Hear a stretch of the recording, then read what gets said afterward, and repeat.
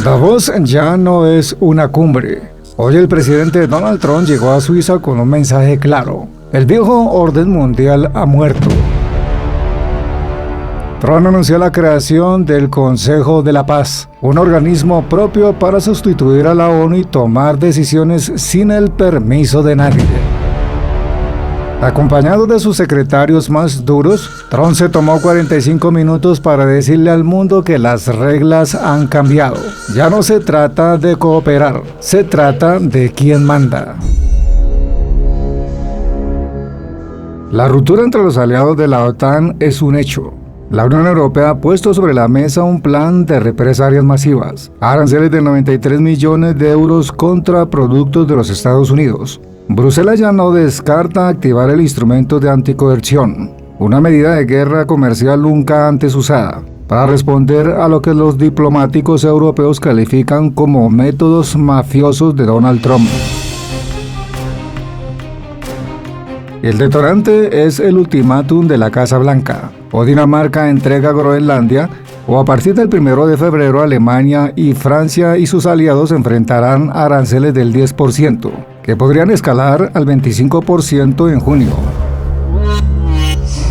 Mientras Trump exige la compra total de la isla, París y Berlín coordinan una respuesta conjunta para frenar el chantaje. En Davos, la reunión entre Ursula von der Leyen y Trump será el ultimátum de una oportunidad para evitar un choque económico que cambiará el orden mundial para siempre. La tensión en Estados Unidos ha cruzado una línea peligrosa. El Pentágono ha ordenado a 1.500 soldados de Alaska prepararse para un despliegue inmediato en Minnesota. El motivo: las protestas masivas contra los agentes de migración, que han incendiado las calles de Minneapolis tras la muerte de Renee Gow, una madre de 3 hijos abatida por un agente federal. El presidente Donald Trump amenaza con invocar la ley de insurrección, una norma del siglo XIX que permitiría usar el ejército contra civiles en suelo estadounidense. Mientras el alcalde de Minneapolis califica la medida de ridícula e institucional, la comunidad Somali vive bajo el terror, cerrando los negocios tras las redadas apocalípticas. El Departamento de Justicia ya rechazó la investigación al agente implicado alegando defensa personal, lo que ha convertido a la ciudad en un polvorín a punto de estallar bajo el control militar. Trump rompe con Europa por un premio Nobel. Escándalo total en el Ártico. Se ha filtrado un mensaje o una carta de Trump al primer ministro de Noruega. En la carta, Trump afirma que como no le dieron el premio Nobel de la Paz, ya no se siente obligado a ser pacífico. Su objetivo es la anexión de Groenlandia sí o sí. Europa está en shock y amenaza con una bazuca de aranceles, calificando esto como el peor chantaje en 250 años de amistad. Trump respondió en la red Truth Social: Dinamarca no puede protegerse. Ahora lo haremos nosotros.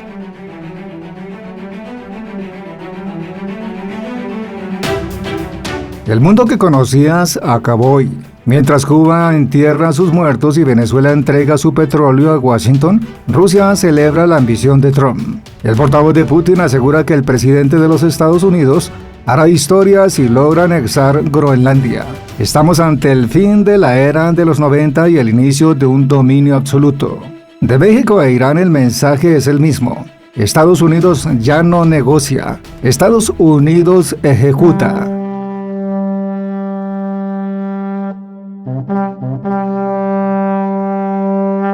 Mientras los poderosos del mundo se pelean en Davos por el poder mundial, la naturaleza está lanzando su propio juicio sobre la Tierra. En Rusia, tormentas sin precedentes han sepultado ciudades enteras bajo montañas de nieve de hasta 4 metros de altura. La situación es crítica. Se reportan las primeras 2 víctimas fatales de esta apocalíptica nevada. 2 hombres de mayor edad murieron aplastados cuando sus techos colapsaron por el peso insoportable del hielo.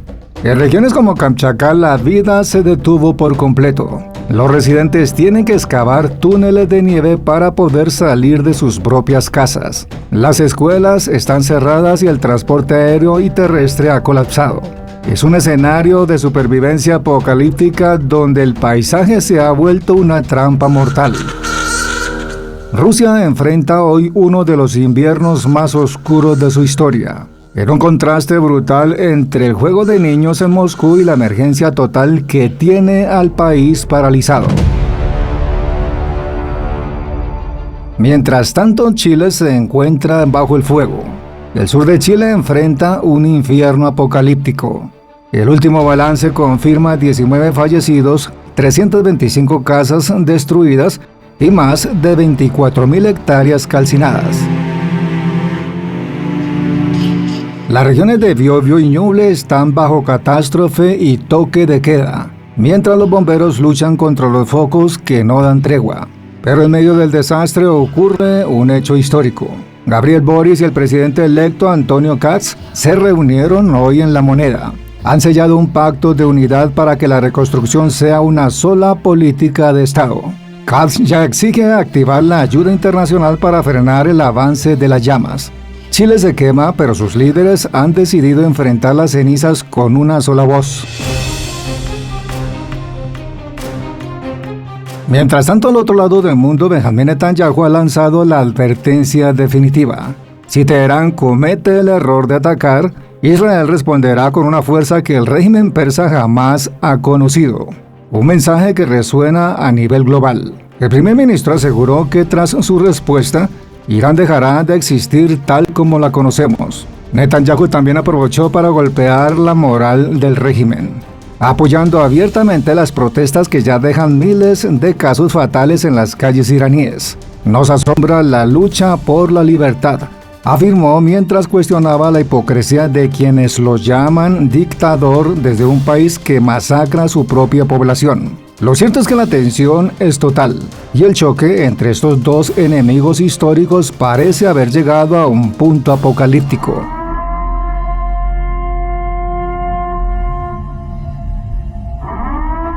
Tragedia ferroviaria en España. Ya se reportan 34 casos fatales en Córdoba. España está en luto tras uno de los peores accidentes ferroviarios de su historia. 2 trenes de alta velocidad chocaron en Andamuz, Córdoba, dejando un saldo devastador de 39 casos fatales y más de 120 heridos.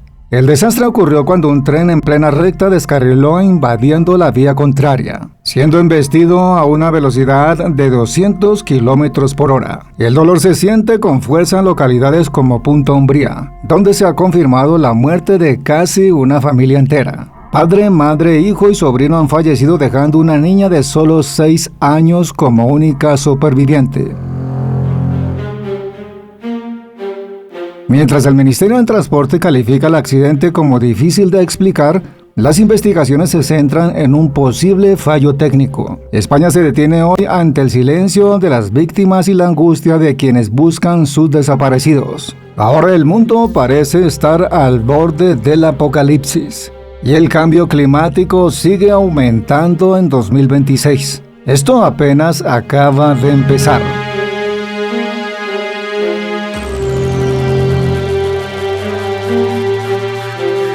Nos vemos en un nuevo capítulo de Antes del Fin del Mundo.